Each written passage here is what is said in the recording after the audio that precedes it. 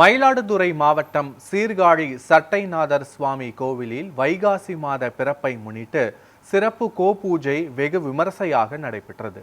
இக்கோவிலில் நடைபெற்ற விழாவில் 27வது குருமகா சன்னிதானம் மாசிலாமணி தேசிக ஞானசம்பந்த பரமாச்சாரியார் சுவாமிகள் பங்கேற்று கோபூஜை செய்து வழிபட்டார். தொடர்ந்து கொடிமரத்து விநாயகர் மற்றும் நந்தி பகவானுக்கு சிறப்பு அபிஷேகம், அலங்காரம் மற்றும் மகா தீபாராதனை நடைபெற்றது.